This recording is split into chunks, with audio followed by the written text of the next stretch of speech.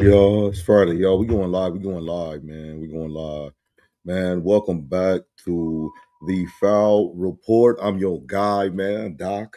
Welcome in. Welcome in. Hopefully, you guys are having a good week so far. You know what I'm saying? And yeah, man.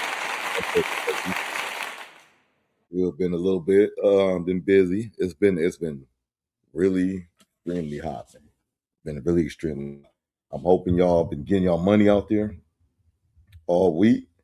Hopefully everybody been calling out and sick, nothing like that. You know what I mean? Hopefully everybody doing they due diligence, how it's supposed to be done. You know what I'm saying? I just need to make sure my sound and everything is good. Yeah. Okay, okay. I think I'm in there, y'all. I think I'm in there. So man, yeah, like myself, I know a lot of y'all are avid collectors, you know what I'm saying? Kicks. Like just shoes in general. Matter of fact, for example,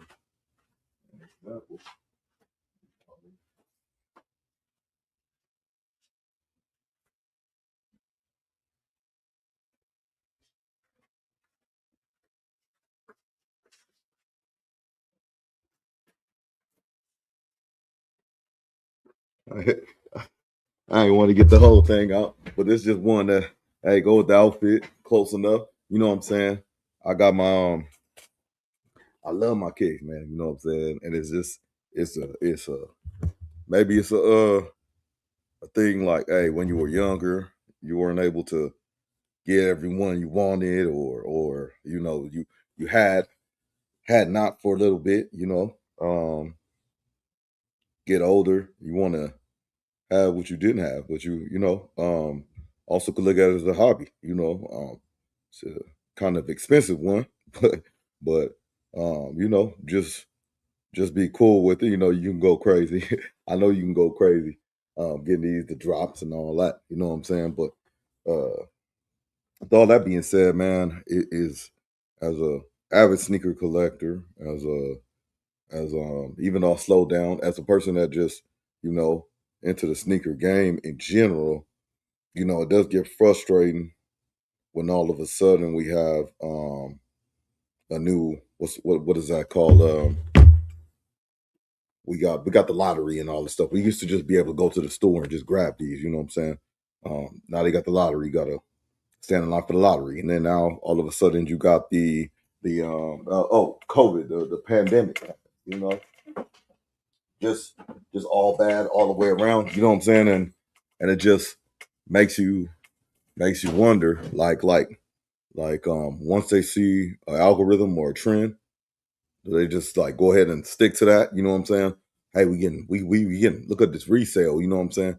Uh, we only let out a few of these shoes. We good, and all this other stuff. I always wonder, you know, it's not just us getting these shoes. You know what I'm saying? Like meaning the general public. You see people with pictures beforehand and all this stuff. I wonder where they work at Nike or what have you. You know what I'm saying? But it just the game just got oversaturated and just got difficult, and something was going on, and I just couldn't put my hand on it. Well, man, AceBoyPun, shout out to him, man.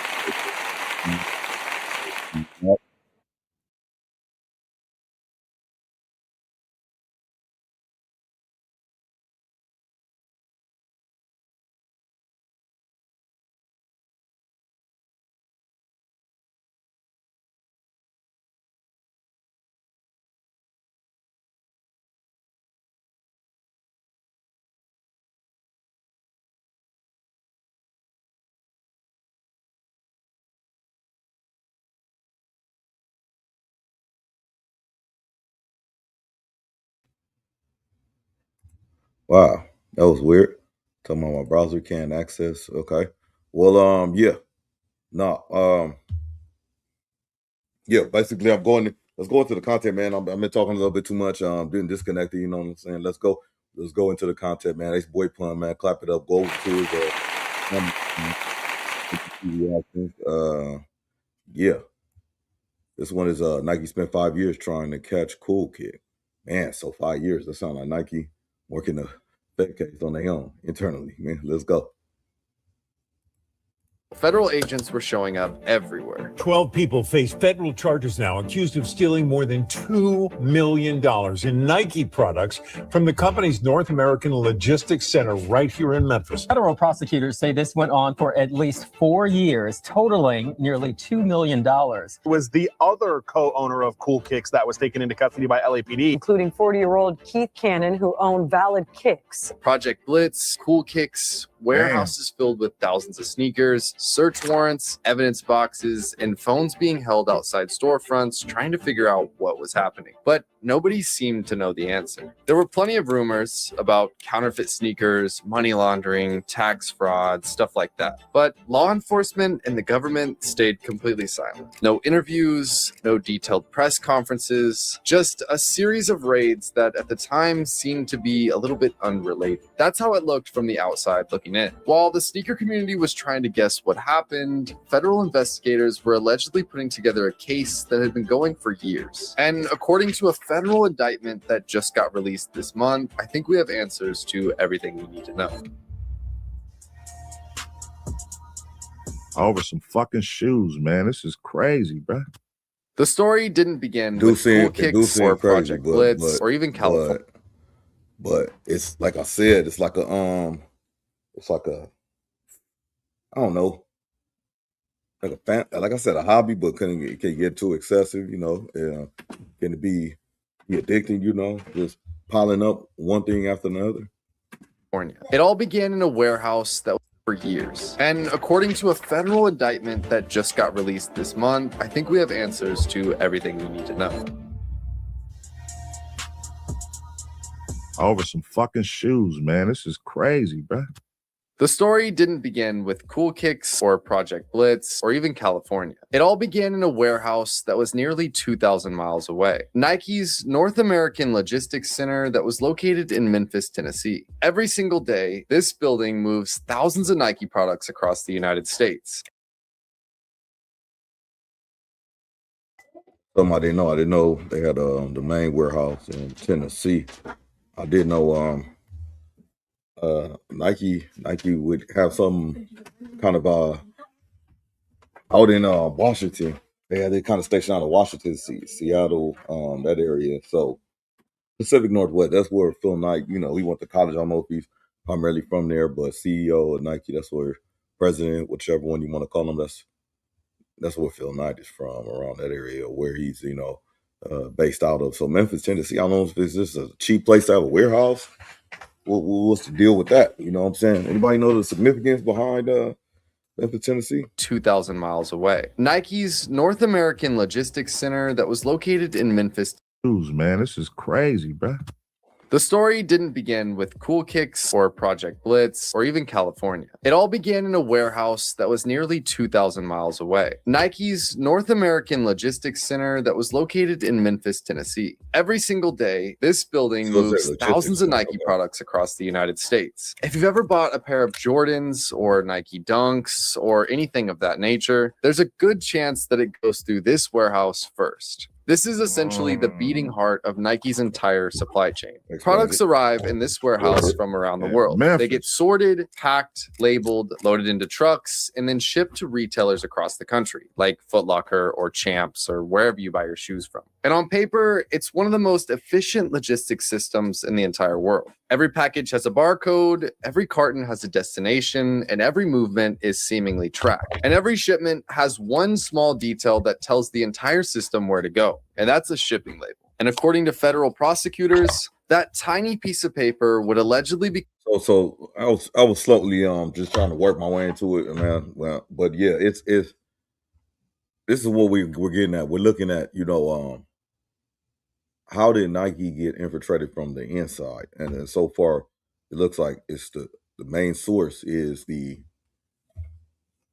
logistics center in Memphis, Tennessee. That tells the entire system where to go, and that's a shipping label. And according to federal prosecutors, that tiny piece of paper would allegedly become the key to one of the biggest sneaker theft conspiracies in recent history. And the more investigators looked into this case, the more they realized that it wasn't just a traditional cargo theft. Nobody was cutting locks or hijacking the trucks or breaking into the warehouse in the middle of the night. They hit their ass from the inside, nigga. That's actually, I ain't gonna say smart because you got caught, so it ain't smart. But if I'm working at Nike at a warehouse and I'm like, hey, nigga, shoes are being resold for this much right now. This one shoes was being sold for $1,200, $700, $2,500. Hey, look, I'm y'all plug, nigga. I got you. These shoes right here, I could put this on here for XYZ amount of money. I could put y'all shipping label on here because I'm in charge of making sure I'm the last thing that see these boxes before they go on the goddamn truck. Nigga, fuck with me, nigga. Cut me in this much. Nigga, pay me this much a month. Or nigga, I'll send these to you every time these come out. You making some good money. Now I want to figure out how. Now I'm gonna be with pun right here. I'm gonna say it's a cool like meaning anybody, not saying anybody. Let's just say a normal human interaction is going to be like, after a while it's gonna say, hey, what am I doing this for? What am I working? Whether it's for I'm doing this, I'm getting real good at it, but the man over me is not doing as much. Well, I'm not making as much as him, or whatever it is. I want that quick, instant gratification. But what's the best way to do it, man? After a while, keep showing an animal, you know what I'm saying? The luxuries, or what a trick animal can do, what an animal that has good instincts, could listen, all that type of stuff can get, a reward they can get. It's not too long after that animal is gonna start mimicking and trying to figure out what's the best way for it to actually succeed, man. In essence, man, I'm trying to be low-key deep, but all it boils down to is it's enough, man. I'm making minimum wage. I'm just putting these shoes up. They all in my face all day. You know what I'm saying? I'm gonna figure out a way how I can benefit from this. You know what I'm saying? Just skimming off the top. You know what I'm saying? Skimming off the top. But we're gonna see what happens. 100, 2,500. Hey, look, I'm y'all plug, nigga. I got you. These shoes right here, I could put this on here for XYZ amount of money. I could put y'all shipping label on here because I'm in charge of making sure I'm the last thing that see these boxes before they go on the goddamn truck. Nigga, fuck with me, nigga. Cut me in this much. Nigga, pay me this much a month. Or nigga, I'll send these to you every time these come out. You making some good money. Now I want to figure out, how did they find out? How did they find out who it was and what was the play of? Let's watch. Operation allegedly relied on something a lot more simple, and that was the shipping process itself. Imagine you go online and order a pair of Jordans from Nike or the website. The order gets processed, Nike packs the shipment, and a shipping label is printed. And that label tells UPS exactly where the package belongs, as long as the label is correct. Now imagine somebody quietly replaces that label before the package ever leaves the building. The box is still scanned, and it still gets loaded into the truck, and UPS delivers it. But the only difference is the destination. And according to the indictment, this is what investigators believe exactly happened. So whenever there's a hype Jordan release, like let's just say, for example, the Jordan 4 Brick by Bricks, somebody in the warehouse would locate what boxes were filled with these sneakers that were going to be shipped out to Foot Locker or Champs or wherever. And when we bring these up onto the UPS trucks to be shipped out to these stores, somebody would slap a label over the top of the one that was already on there. And then, what? Okay, so my thing. Okay, let me see what he said right here. This new UPS label would then ship it to a different location that wasn't the intended store. And this was addresses that investigators say had already been chosen by members of this conspiracy. And from that point on, the package would follow the new label. But changing the label was only half the job. And that's because a shipping label sitting on somebody's desk in Los Angeles can't move a single package. But that's what I'm saying. It's like, is it going? The one label is going to. You have one address, unless you have multiple addresses. It's going to which is not unlikely, but massive amount of shoes. Package inside the warehouse in Memphis. So somebody had to sneak those labels inside. Yeah, okay, cool. My question was simply, if you redirecting this package, and it was meant to go, let's say Minnesota, right? To Champs Foot Locker. When that motherfucking box don't come, isn't that you're gonna get complaints? And if you got so many of those complaints coming in, and you're like, hold on, all these boxes, we know we shipping them. We know the label was printed. Or is the label not even printed? Now see, wait a minute now. It got to be in a system if it's being boxed already. Going too deep, huh? It's being made for this store in Minnesota.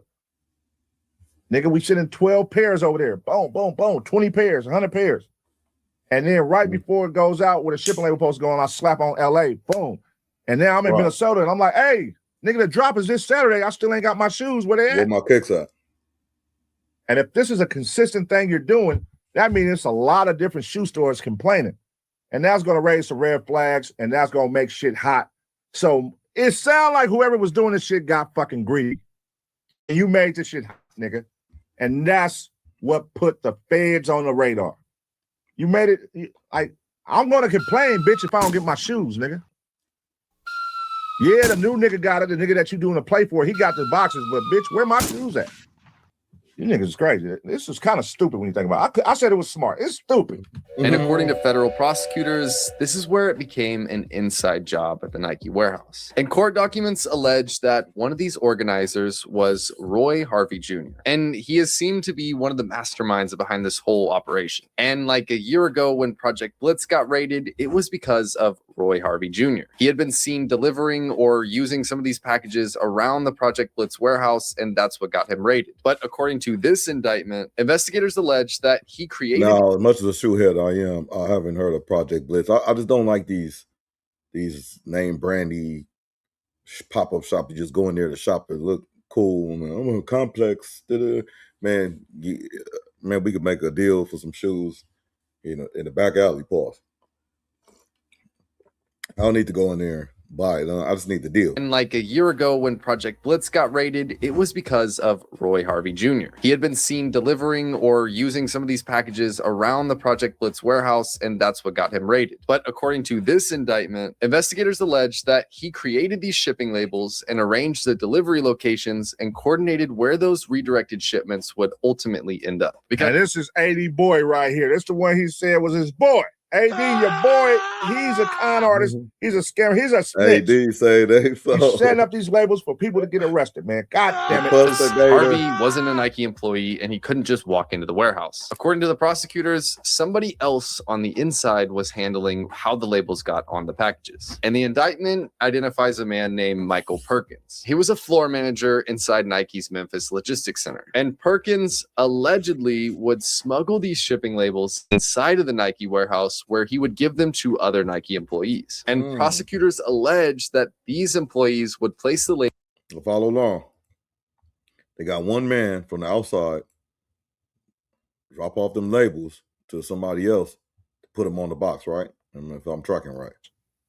He's setting up these labels for people to get arrested, man. God damn it. Because Harvey wasn't a Nike employee, and he couldn't just walk into the warehouse. According to the prosecutors, somebody else on the inside was handling how the labels got on the packages. And the indictment identifies a man named Michael Perkins. He was a floor manager inside Nike's Memphis logistics center. And Perkins allegedly would smuggle these shipping labels inside of the Nike warehouse, where he would give them to other Nike employees. And prosecutors allege that these employees would place the labels onto specific cartons before they entered Nike's normal shipping process. And like I previously said, nothing on these packages looked abnormal. The packages continued out of the warehouse just like they would on any other day. And that's what made this operation so hard to detect. And this wasn't something that happened just once or twice. Courts allege that between 2022 and 2024, 1,860 fraudulent shipping labels tied to Roy Harvey Jr. was operated successfully through this whole process. God damn. 1,800 packages, nigga?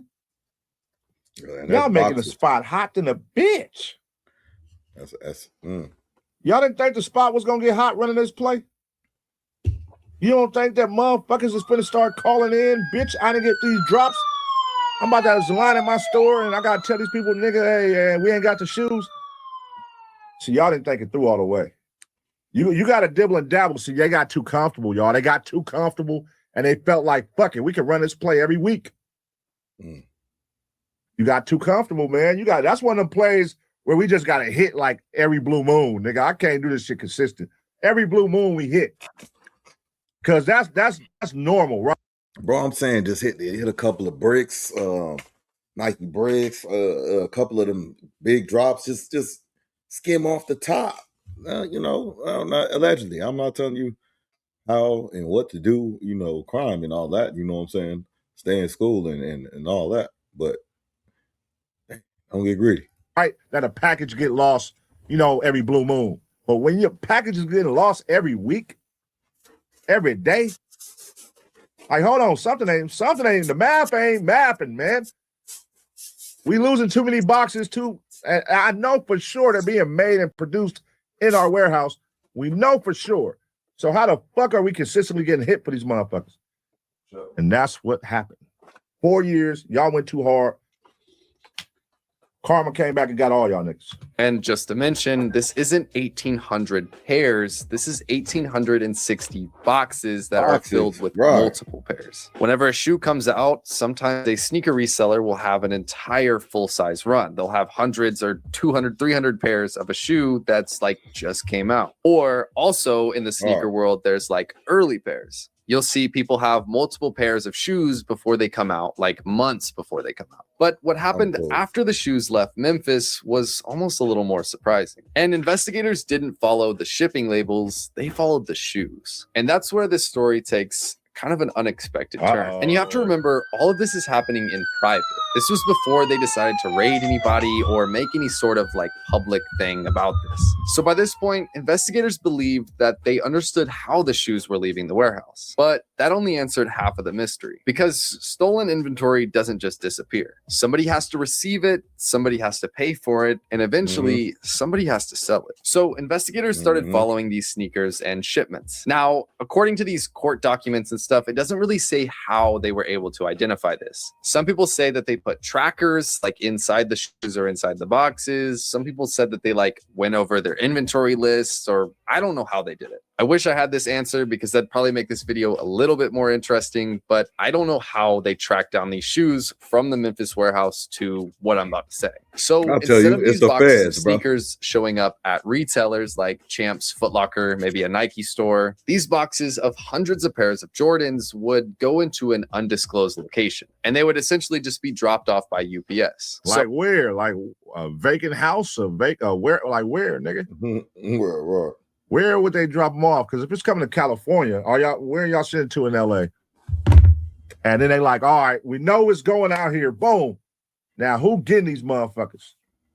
And y'all know it's the feds, man. So the feds, they like to sit on shit. They'll build a case. They'll take 5 years, 6 years. They'll let you think you're getting away with this shit too. They building. They putting all the pieces together, so when they crack down, they're gonna crack down with the hand of God. They're gonna strike. They're gonna take everybody down, the whole operation. And these niggas probably got too fucking comfortable. Man, listen, that shoe game, it was like niggas just like, something ain't right, bro. You niggas is too arrogant. It was at a point where these shoe reseller niggas were starting to get too arrogant, bro. And then y'all started playing with people, man. Y'all was charging unreal prices, nigga. 1,700, we got it. So now you flexing that you got the shoes early, and y'all selling them for a stupid amount. And it's too late, yeah. It's too late to justify this, but yeah, y'all resellers, man, like every time you raise the price, just one time, it's over. You know what I'm saying? That retail stuff is out the window. You just causing to the problem, adding to the problem.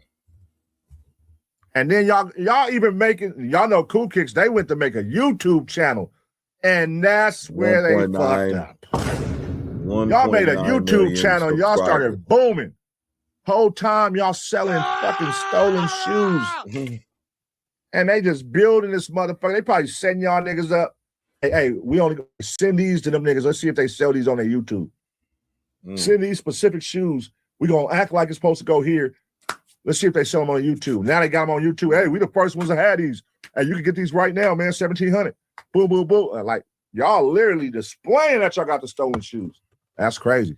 So after these shoes were being unpacked, they were being sold at sneaker conventions, sneaker stores, and other sneaker websites. And some of these pairs were just placed into a warehouse or the backs of stores to be sold in eventually. And like I said previously, if you have some of these shoes that don't release for 4 months and you have like 100 or 200 pairs, that looks really suspicious. So in some cases, they would just keep these shoes until like a week or two after they released and they were hot and everybody wanted them, and then they'd begin like flipping them. So I'm assuming that's where some of these shoes would end up in like warehouses and stuff. But investigators started looking into resale businesses, and the further they followed these shipments, the more these certain names kept popping up. One of them being Chicago Emporium, which is a large Chicago resale business. One being Whorehead Investments, and then there was one name that stood out above all the others. That name was Cool Kicks. And if you've been around sneaker culture in the past decade, you know who Cool Kicks is. Cool Kicks wasn't a small reseller operating out of like a storage unit. It was one of the biggest sneaker stores in America. NBA players, rappers, celebrities, all these people bought shoes from there in Los Angeles, and their videos reached millions of people on the daily. And for a lot of sneakerheads, Cool Kicks represented the top of the resale world. They were definitely one of the most popular sneaker resale stores and YouTube channels in this entire business. For sure. Booming out here in LA. I've definitely heard of them. They for sure was booming out here in LA. On Melrose, they opened up the store with the apparel store down the street, selling the shirts, and they said, fuck it, while our shoe shit going so crazy, we're gonna open up the apparel store. Then he even went, I remember we called on Community. He opened up like a club. I never went to that shit though, but was it a sushi spot right down the street from Cool Kicks? He opened up too. They was going crazy. I put it on AD. They was buying up the block. They was buying up the block. I ain't gonna say they, because I see when this case cracked down, they disassociate themselves from the nigga, from one of the owners. Hey, that wasn't us, that was him. So I ain't gonna say they. I'm gonna take that back. Allegedly. So a lot of people think that it's just a deal that owns it, the guy that's mainly on the face of the channel. But there's another man named Barakat Abraham, and he also goes by BK. But in these legal documents, he is accused of playing a role in the early stages of this conspiracy. The prosecutors allege that between July 2021 and May 2022, Roy Harvey, which is the mastermind of this, he received 149 shipping labels that were associated with the Cool Kick store. And that allegation matters because those labels were allegedly used before Harvey began creating labels through his own company, was RHJ Global, which in other words, prosecutors believe that this whole scheme was evolving over time. It didn't begin as like this huge, massive like operation. It started with just like a few people. And when the money entered the picture, things get more serious. But according to the indictment, between April and November 2023, Cool Kicks allegedly sent approximately $127,000 to a man named Keith Cannon, who was also mentioned in these documents for this whole scheme. On top of that, they had allegedly sent another $88,275 to Roy Harvey Jr., who was the mastermind. But all right, look, I know what happened, bro. I could break this shit down in 2 seconds, man, based off that information. It's simple. It's nigga shit. It's simple nigga shit. Just think about if you got a plug, you out here, you know this nigga. I just want before he run his whole story and no narrative. Just respectfully, I know when he say that it sounds crazy, but it's just like a term where it's like the animals, the sea creatures in the bucket. Man, we just drag each other down. We don't care about each other's welfare. Like even if this is illegal activity allegedly, you know what I'm saying. You get greedy, you want more, you know what I'm saying? I don't care if that's gonna taint his name or whatnot, you know what I'm saying? I'm just gonna continue to do what I'm doing, you know what I'm saying? We'll sort that out when we get caught. Hey, nigga, this is what's hot out here right now, the shoe resale game. I know some shoe resale niggas, and guess what? My cousin over in Memphis, he work inside the Nike warehouse. I'm gonna holler at my cousin, hey, nigga, I got a plug for us. Nigga, you think you can make this happen? If I holler at these shoe niggas out here, could you give me some shoes? And how many could you get me? Could you redirect them out this way? Yeah, cuz, I can make that happen. Matter of fact, my boy, he the one that do the wood. Okay, talk to him. Let me know what going, boom, boom, boom. And y'all know how this shit go, nigga shit. They put it all together. Boom. So now the inside, all the players that be, hey, nigga, we can make an extra couple thousand a week. They don't give a fuck. These ain't my shoes. I don't give a fuck. Motherfuckers will probably only paying me $15 an hour. We can make a couple extra. What? How much extra you talking about, my nigga? Like, shit, I could get you like $5,000 a week, $5,000 extra. What we gotta do? Shit, so that's how fast that shit work when you talk to a nigga who making $15 an hour. And you telling me I can get you $5,000 more. Quick All fast. right, cool. So now we got a little operation. Boom, we getting up out of there. Nothing too crazy. But over time, we start getting cocky with it. That money, now we start upping our lifestyle. Nobody on this. We start living like we niggas that's getting this paper legally. So now our lifestyle done bumped up. We probably going to the club, popping bottles. We probably buying designer now. We probably doing this. So now it's like you want more of that. It becomes addictive. It's like when PPP came to the ghetto, quarantine. Everybody started seeing $30,000, $20,000 for the first time in their life in one large lump sum, and they became thirsty. They need more of it, bro. They became thirsty. But see where they fucked up at, what I just saw right here, the nigga went and created a company based on what you doing illegal shit, and you done got so cocky that you made a company out of it. That's correct. Global, nigga, wait, what? No, you an idiot. You an idiot. You done made a company shipping out these shoes that ain't supposed to go to these places. I mean, the difference, like, what do these other companies do in essence, man? Like, they build a company up, sell it, and then the next owner has the same name as the old owner, but is they doing a whole bunch of other different kind of tactics and techniques, that just taking the name, happens. Yeah. You want to get caught, nigga. Before we jump to conclusions, those numbers don't prove any guilt. Some people say that Cool Kicks was just buying shoes from this person and they didn't know that they were stolen from Nike. And I'll leave it up to you guys and your own research to figure that out. But when reading the legal documents, there was some more evidence that kind of stood out. In September 2022, Roy Harvey allegedly asked the co-owner of Cool Kicks to create fake invoices. And the prosecutors alleged that these invoices would make it appear that these shipments were legitimate. And this would allow these packages that may have gotten held up in UPS to then be released. So on the off chance, if these sneakers are being transported from the Nike facility to these undisclosed locations, if or when these packages got held up, you would have to provide something that says like you bought these shoes before they would be released. And that's where these fake invoices would come about. Basically saying like, hey, I paid Roy Lee, this guy, X amount of money, like he's delivering these shoes to me because I bought them. But in reality, they were all coming from the Nike warehouse illegally and stolen. But this is just a conspiracy. This is not proven. I'm just simply telling the story how it is. Also, according to the indictment, Chicago Emporium was allegedly purchasing large quantities of shoes connected to this operation as well. Federal prosecutors alleged that Joel DeLuna, I think is the owner of Chicago Emporium, he negotiated with Harvey to receive unreleased Nike products. Nigga, $500,000? God damn, these niggas was running it up. You paid the nigga $492,000. It don't sound too crazy with all these niggas was going crazy. Meanwhile, another Los Angeles retailer, Whorehead Investments, he allegedly also sent nearly $700,000 in wire transfers connecting to this government's investigation. So everybody that I just named were resellers that were allegedly sending money to Roy Harvey to get these shoes so that they could flip them themselves or sell them in their store. And piece by piece, shipment by shipment, and payment by payment, what first looked like a warehouse theft was beginning to look like something that was much, much larger. The prosecutors believe that they had just uncovered an alleged distribution network stretching from the floors of Nike's warehouse in Memphis all the way to some of the biggest sneaker resale businesses in the world. But if these investigators spent years following these shipments and seeing this bad for Nike too, because it make it look like they might be in on it, you know what I'm saying, some type of stuff to get their shoes hyped up, and following the labels and following the money. Oh, these niggas got too cocky, bro. They got too arrogant, bro. And then y'all left a paper trail so they could just track everybody right down. Y'all left a paper trail that made it easy to track all you niggas. Damn, you niggas is running a whole business within a business. That's not your business.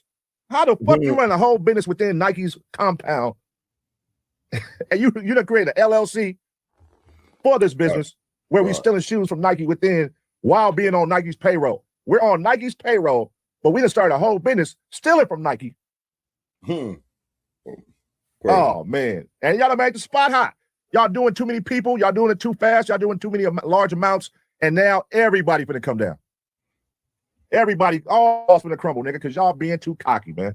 What finally caused this whole operation to fall apart? Well, for years, according to the federal investigations, the operation kept working. Shipments continued to leave Memphis, labels continued to change destinations, and businesses continued buying inventory. And remember, all of this was done in secrecy. They were spending a while trying to figure this out and piece this together before they began just raiding and arresting everybody. But from the outside, nothing looked different. Nike was still shipping shoes, UPS was still delivering them, and the resale market was still growing. And when it comes to a resale store, when customers walk in and buy a pair of shoes, they don't know where they came from before the store. Like I said, these are resale stores. They buy them from people and resell them because they're hype shoes. So the customer has no idea of knowing where these were previously before the resale store. And investigators were quietly piecing together things that didn't seem related at first. A shipping label here, a payment there, phone records, wire transfers, delivery addresses. On their own, none of those told the full story. But together, the prosecutors were able to form like a pattern. And then one moment changed everything.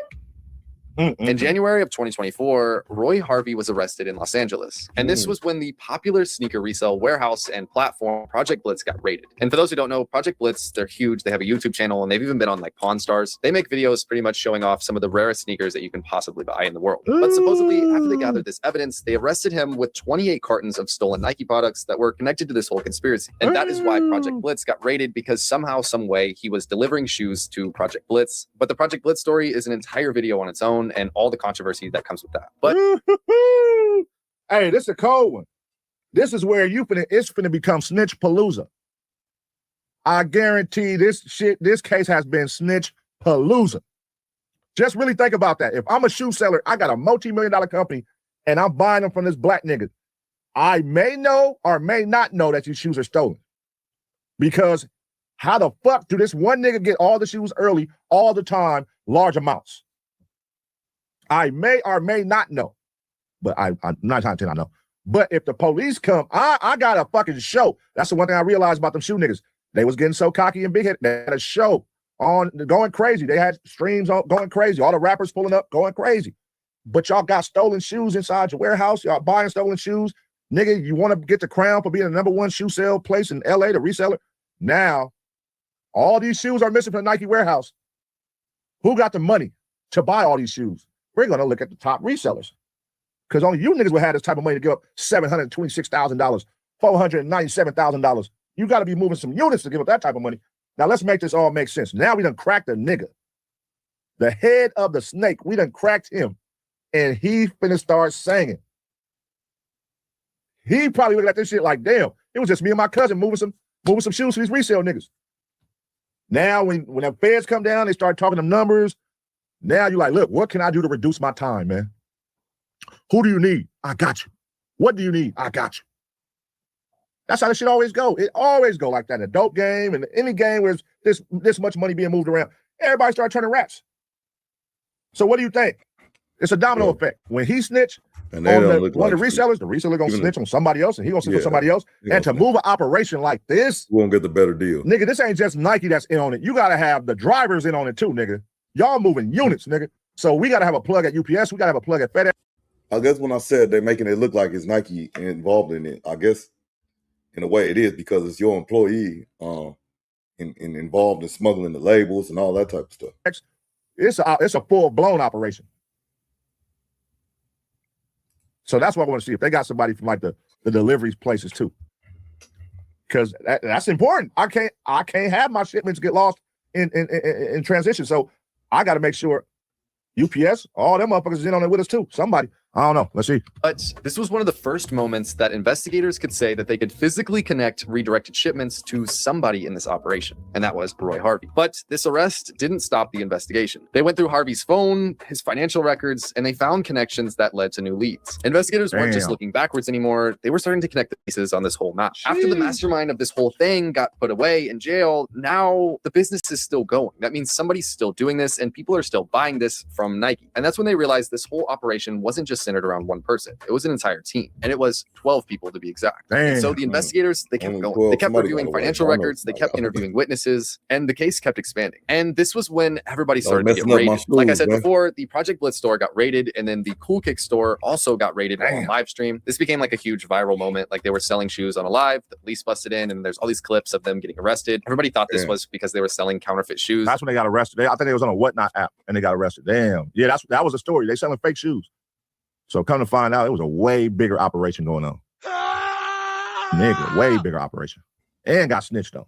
Damn. And that's not at all the case. As well as there was clips online that showed a house that got raided that was completely full from like top to bottom with Nike shoes. And on top of all this, the Chicago warehouse that was Chicago Emporium also got raided. When all of this was happening, nobody really knew why. Like I said, everybody speculated counterfeit shoes, and everybody was slandering Cool Kick, saying they sold like fake shoes, and that's not true. As well as Project Blitz, they got bashed everywhere for this, but in reality, they probably just bought a few pairs of shoes that were stolen that they didn't know about. But regardless, all these business reputations got cooked. But in July of this year, a federal grand jury returned a sweeping indictment charging 12 people with offenses including conspiracy, interstate transportation of stolen property, and wire fraud. And of these 12 names that were in this were Roy Harvey Jr., BK from Cool Kicks, the Chicago Emporium guy, Perkins. You guys can look at the list yourself. But for the sneaker community, this was the first time that these allegations were made public. And suddenly, all those raids, all those rumors, and all those unanswered questions, they finally had context just this month. But this story isn't just about Cool Kicks or one warehouse. It's about something much bigger. It's about how an industry built on hype and scarcity created one of the most perfect environments for an operation like this to exist for years. You know,